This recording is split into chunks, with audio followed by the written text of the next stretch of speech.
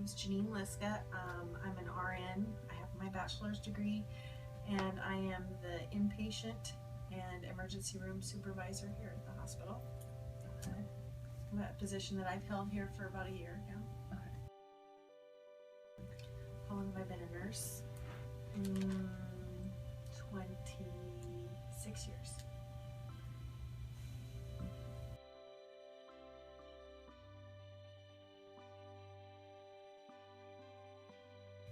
No. No? In a small community, especially a community where there isn't an urgent care, the emergency room gets used a lot like an urgent care. Okay. So people who the clinic's closed, it's after work, they need to have their child seen, or they need to be seen for something. A lot of times they will come into the emergency room to be seen. Well, with anything, I think you need a lot of patience. When patients come into the hospital through the emergency room, it's usually because they're either distressed about something, they don't feel good, and a lot of times when people don't feel good, they don't have much patience, so you have to be very patient administering to their needs. I think you have to exude confidence, because people will not trust you or trust you to take care of their loved ones unless you appear confident that you know what you're doing. I think you kind of have to have a poker face. Yeah. In a lot of ways, because you may see things or hear things that you inside you're going, oh my gosh, and then outside you have to not portray that, because that will distress your patients. They'll get upset or anxious because of how you react. So emergency room. I'm an adrenaline junkie. I like the emergency room. It's so unexpected. You never know what's going to come in, and so you always have to be prepared for everything. Pediatrics. A lot of people like working with kids, but when kids are sick, it's really hard. Or when they're really sick, your heart goes out to them.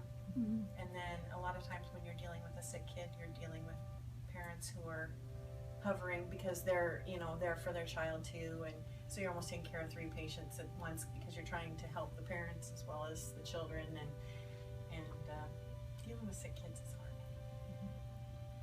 especially when they have really bad diseases or really bad injuries. It's really, really hard, because then you think of your own kids, or you think of kids and just I go home and hug my kids after I deal with a kid at work who's had been really badly injured, or go home and hug your kids. Challenges. I suppose some of the challenges you face are keeping up to date with your skills. There's many certifications that we need to have in order to work in the emergency room. We require all of our nurses to have their basic CPR, their ACLS, which is their advanced cardiac life support, their TNCC, which is a trauma nurse core course that we make them take, and just all of the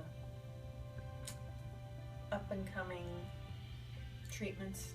The treatments are changing all the time for different things, and just trying to stay up on what's the most current way to treat things.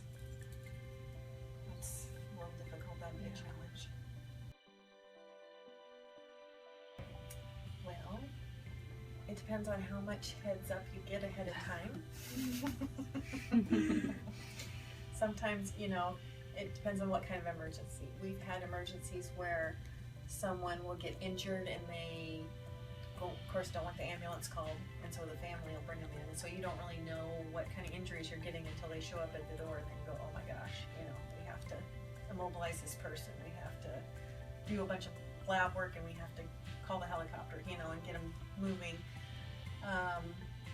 We have emergencies where we do have a little bit more warning, where say it's an accident on the interstate, the ambulance has been dispatched, they usually, we have the scanner so we can hear when they've been dispatched. We can hear somewhat what goes on at the scene, and then of course they always radio into us and tell us when they're leaving the scene, this is what we have, how many patients we have, these are what their injuries are, so that we can kind of plan ahead. It's getting to be more and more, and I think some of it is because people are afraid they're going to get charged for the ambulance.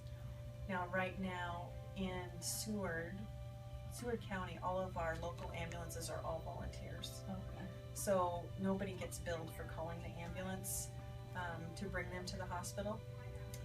If they're here and they get transferred to a higher level of care, they have to go to Bryan, or they have to go to the med center or something like that, then those transports do cost money.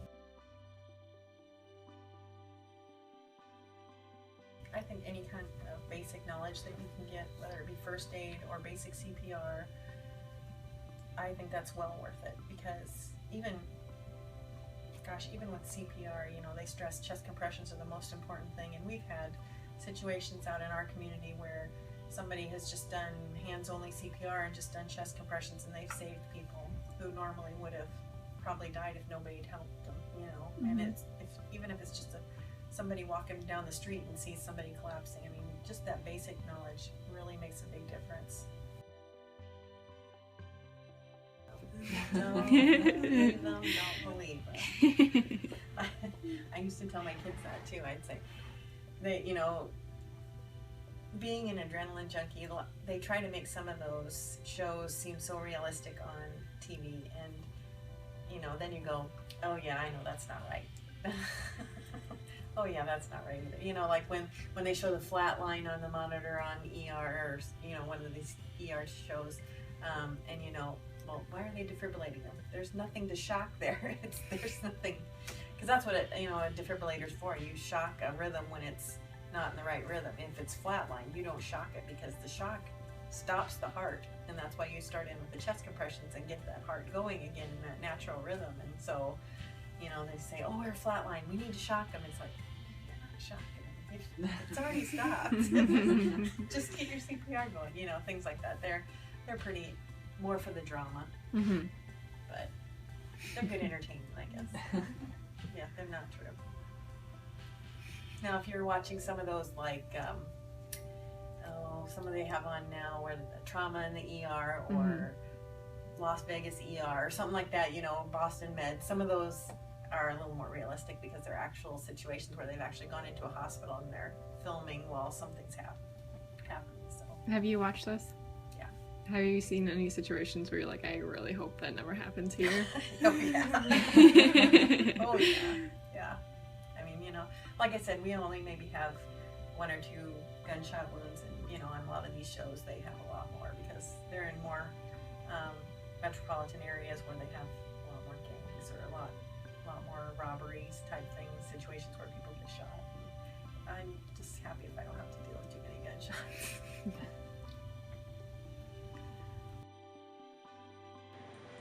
I learned that a job in CPR and first aid would probably not be good for me, because I have no poker face. If needed, in a situation where I can use my skills, I'll do that, but I don't think I'd take up a job in it. At first, I was surprised that Janine's least favorite unit was pediatrics, because that's one of the units I think I would like the most. But then she explained that how her heart really went out to the kids if she saw like some horrible disease that they had, and that the parents were so worried that it was like she was caring for 3 patients instead of just 1, and I understood why she didn't like pediatrics as much anymore.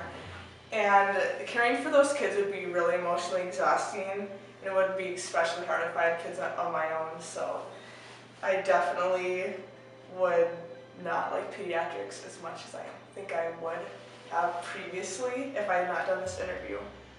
And she emphasized that you need to have a poker face while working in the ER.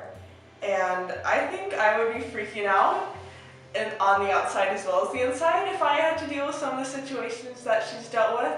So I don't think I'd be very good as an ER nurse. After the interview, I definitely had a new appreciation for what ER nurses do on a daily basis.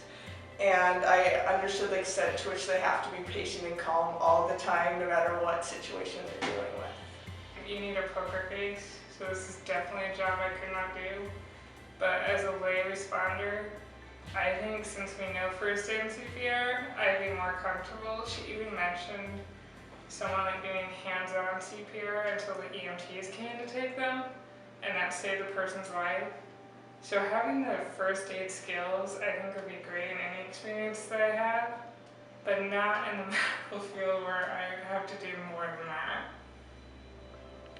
I thought it was really interesting that nurses have to keep up on a lot of different training, so they keep their skills up and they keep learning about different things and how to do things in different ways with like new technology and new findings. So that was really cool. And I also thought it was interesting that during warmer months, people tend to get hurt more, which makes sense because people are outside a lot more active compared to like winter months where everybody just wants to stay inside.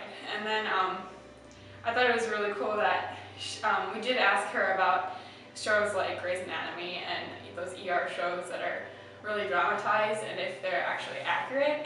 And she pretty much said, don't believe them. Don't believe a word they say because they are just made for entertainment and they're really not accurate at all. The one thing that really stuck out to me from the interview was the importance Janine expressed on keeping a poker face, especially if you're a lay responder. If you're caught off guard by something that you see and the person you're helping sees that, they may be a little uneasy about letting you help them. And if they think that you're not confident, they might not feel very safe.